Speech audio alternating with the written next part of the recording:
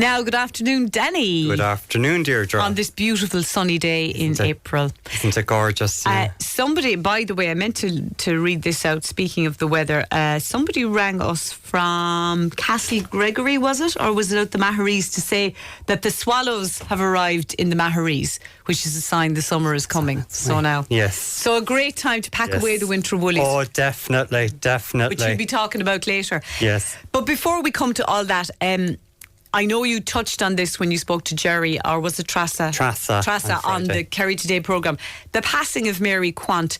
I, for one, wouldn't have known as much about her, but you want to talk about her a little bit more, because she inspired so much more than we give her credit for. The miniskirt. The miniskirt. Everyone thinks of the miniskirt, but there's a lot more. And you've got to remember as well, in the 60s, even here in Ireland, a woman had to give up her career up till 1973. If she was married, she'd have to give up her work. So Mary Quant was working in, I know, Britain or whatever, which in those days, and even to a smaller extent now, a lot of the fashion was coming from. But she empowered women before it was a glass ceiling for women in particular businesses. But fashion was male orientated in Ireland and England up to that period. But she created more than the mini skirts. She created dresses with pockets so women didn't have to carry a handbag around. A lot of people think it was Coco Chanel. No, it was Mary. Even down to the trouser suit being worn, that was down to Mary Quant as well. Because up till then, you'd hear the expression, we know who wears the trousers in that house. Again, a woman wasn't allowed, or it was frowned upon, to wear trousers. So we have come a long way, even down to her graphic detail, the geometric design. That was actually Mary Quant that came out with that. And even the fabric, the stretchier fabric. Her mini skirts and dresses and some of her other creations had the comfort for women, because up till then, it was starch fabrics. It was a lot of tweeds and other uncomfortable wool products that women were wearing, men as well. But she eased the way for women to have comfort and functionality in their clothes. And another classic of hers, which I didn't realise she invented, if that's the right word, is the PVC raincoat. Yes, yeah. At the time, sure, you'd sweat in it. It'd be like a cook in the bag turkey. But again, she invented the raincoat and also the cape. But at the first couple of times till she perfected the material, it was you'd melt rather than anything else. But yes, the rain mac, or that raincoat PVC, we have her to thank for that as well. And another thing, now you wouldn't remember this, but I certainly did, and one of my older colleagues here at work did too, the Daisy doll. Because back in the day, long before Barbie hit the Irish shores, there was the Cindy doll, but there was also the Daisy doll that Mary Quant invented. Yes. And Daisy was kind of like slightly smaller than Cindy, but she had the curly blonde hair and she had a great array of outfits. Yes, yeah. Well, even Mary as well, when you think of, she started off doing the cosmetics as well. And she was very generous for being a designer, because you could go into a shop, say Woolworths, and buy the designs, patterns to make your own clothes, but make it more modern. And I suppose as well, whether it is a good thing or a bad thing, she introduced fashion as well, because she brought out a cheaper line. That was the start of the fast fashion. Cheaper ways of production. We've a lot to thank her for the fashion even today. Yeah, so a real pioneer and a trailblazer. Definitely. And I don't think she got a lot of the credit that is due to her either. Everyone thinks the scandalous miniskirt, but there was a lot more. Even the Peter Pan collars that are still coming out, it's down to her as well. It is, you know? and all those looks, they've come back in and gone out a few times. They have, yeah. It's all cyclical fashion.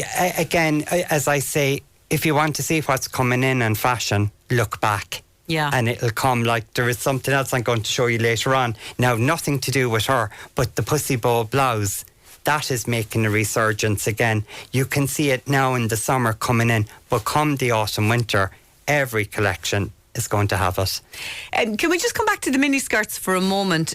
Did they? I know they were all in, and then they were out for a long, long time. Where are we now with They're miniskirts? still kind of out at the moment, believe it or not. They're big out. If anything, the hemlines are coming down longer again rather than going up. Really? But yeah, I don't know, is a lot of it to do with the Me Too campaign that is going on with social awareness and stuff like that. The gentleman there was going on about a necklace that he would be wearing or whatever. Again, I think if you're seen in short dresses or skirts, that you're easy. Again, the men can get away with it with the short shorts at the moment, but when it comes down to women's fashion, you know, the GAA shorts, that length, they can walk around with that, but you'll very, very rarely see a woman with that length now in a and do you think trousers. that's why that it's to do with the Me Too movement? Yeah, it's gone a bit PC, I think, when it comes down to it, if I'm going to be honest. I don't know, would the listeners out there agree? I think we're gone very PC altogether. Yeah, but at the same time, though, you do see a lot of young women in particular letting it all hang out in terms of cleavage and that. Letting it hang out, and with a short skirt are, I think, two different things, because they can put a jacket on over if to cover up, or there are different ways. But I think even with that, I think women overall have become very conscious of exposing the top half as well, I think, or unless I'm in a different... Some of the younger people may be pushing the boundaries again, but I think overall, even a lot of them have become very conservative. Yeah, it's an interesting theory. Danny, just to move on, and we're going to talk a little bit about... what did you tell me, actually? The whole desk has been reorganised here to facilitate the cameras. Oh, yes, you were going to talk to me a little bit about wardrobe transitioning, yes. Going from winter to summer clothes. I think we were all afraid to do that there for a few weeks, because March was like December, and even coming into the early weeks of April, it was freezing. It was. And we were all reluctant to put away our winter woolies. Has the time come finally? I'll say we're getting there, but for when it hits in another couple of weeks, we still have what we call here in Kerry the Scaravine. Never shed a clout till May is out is another one that they have. But from the 16th of May or 15th of, April to May, that's the Scaravine. So you shouldn't be really loosening a lot of stuff pure summer, but getting your wardrobe ready for when you hit the shops, for when you will need the lighter clothes. Put it away, sort out what you have. Some of the real heavier stuff, do put away. Just make sure that it's clean, particularly shoes, that the boots, that they're cleaned, there's no dirt, polished up, and if they're leather, rub in a wee bit of Vaseline to give them a bit of a treatment to make them last longer. The other thing is, go through, even when you're pulling out the new summer stuff as important as putting away stuff, make sure that your whites haven't gone off white. And if they're a cotton, or even if they're a synthetic. Yeah, thank you. Hard word to say. Yeah, it is. But you know me in words, Deirdre, the way I can get caught with them. But like that, again, see if they can be dyed. If it's white, again, you might go in navy or whatever you need. And again, you're recycling the clothes, but in a better way. Okay. Upstyling would be the verb that they would use, or the buzzword. The buzzword. Yeah. So you could nearly put away the woolies, though, couldn't you? Oh, you could, but maybe hang out maybe one light woolly that can be shoved in again after. Because again, April can show us a bit of surprises when it comes down to our weather. If you wait long enough here, we might have 4 seasons in the one day, but it is getting warmer, and it will only be getting warmer from here on in. But if you've the homework done when you hit the shops, you'll know what you really need, and you won't be duplicating something that you have in the wardrobe already. So if you're taking out your summer clothes, have a look at what you have, and maybe making a list of what you might need to update it. Update it. Again, it can be colours, the colours change slightly, not as quickly as what they did, but if you have a lot of navies, a lot of pinks now, a lot of the lime greens can be mixed in with it to give it a slightly different look as well. So when you do hit the shops, oh yeah, I have navy at home, I have oatmeal, I have beige, I can go mixing and matching. It's a clever way of shopping, and it shows that you mightn't waste as much buying the wrong product. Yeah, or buying the same thing over and over again. Now, I know some people do that because they're comfortable in it, but at the same time, there are only so many of one thing that we need. Sometimes we go a bit overboard. We do. It. We all. I know I do it. I tend to buy a top and I'll come home and I say, God, I have 2 tops that look exactly like that. So I think we're all guilty of it. Danny, just 2 things that struck me there. First of all, you mentioned that the length of skirts and dresses is coming down, getting even longer. What about footwear to wear with those? Because I guess in the winter women can wear boots with their dresses, but what about the summer? The summer, again, you can go the sandal, but again, the runners are going nowhere at the moment. If anything, there are different colours coming in. Again, some of the runners now have the platform. They're actually more comfortable than what they were before.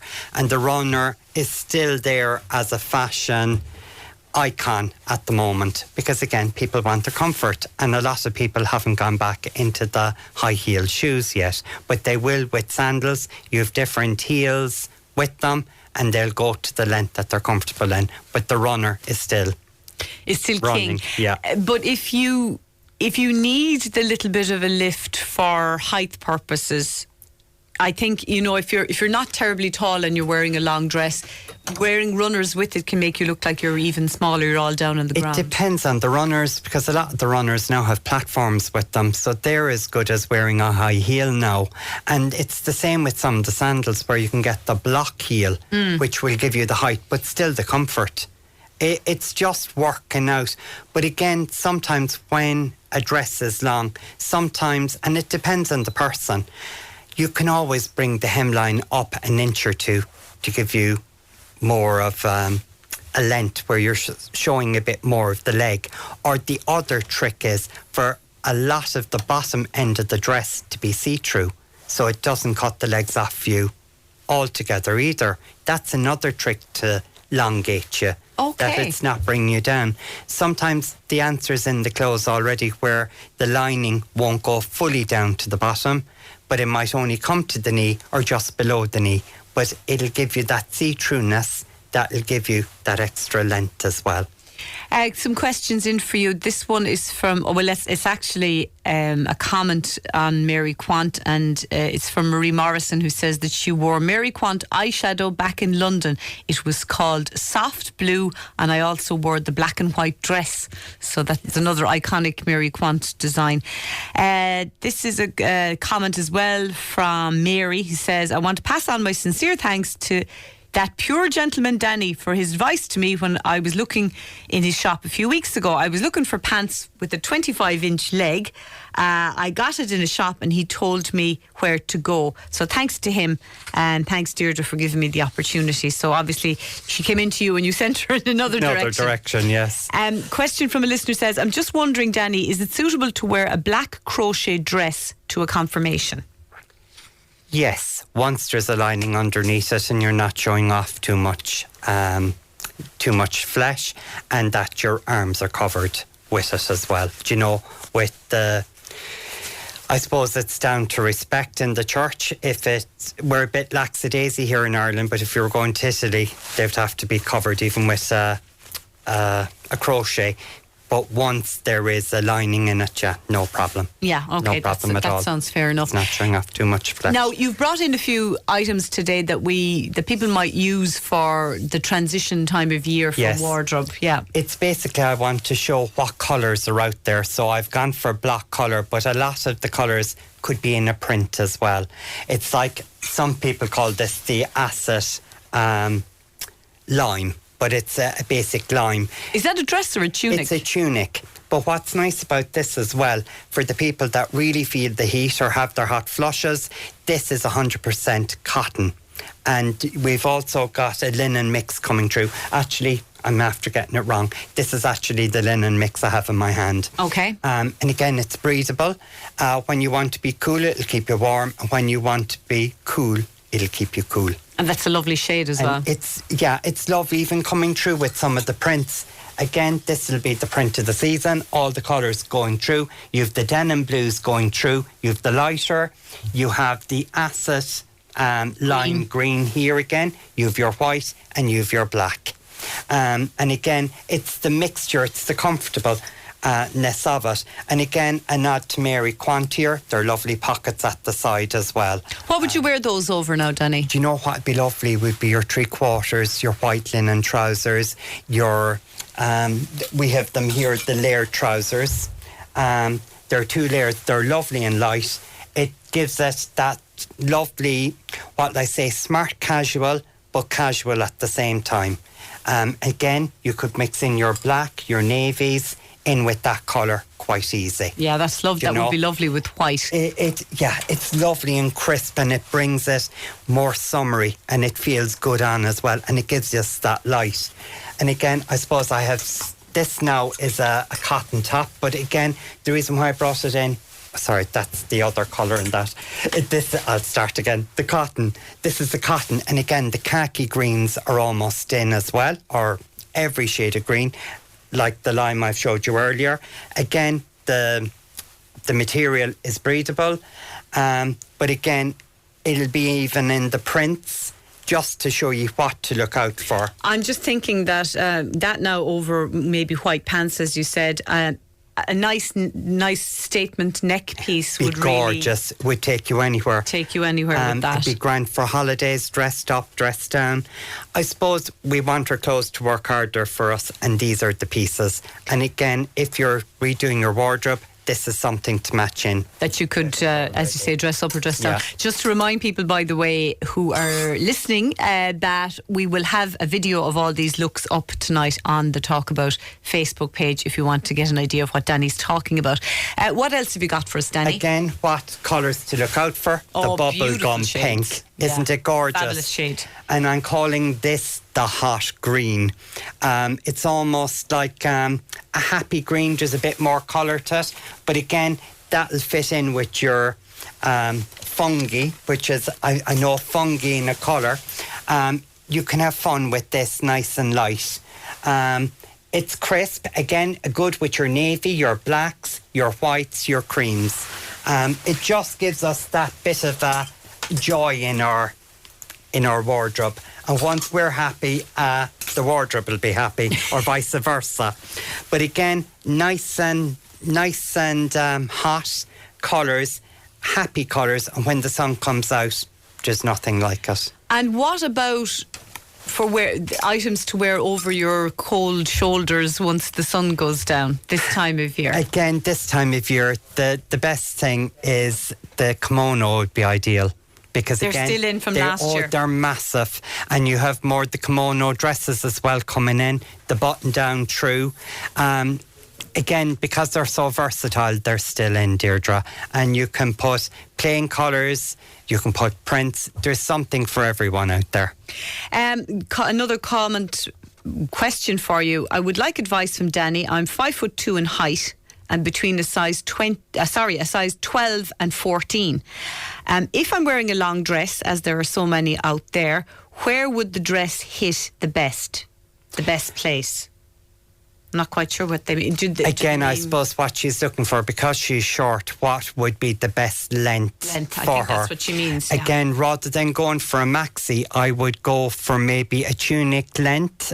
Again, some of the tunics can be long, but again, I would say go for a midi and make sure the bottom of the dress is see-through, and that'll make you taller straight away.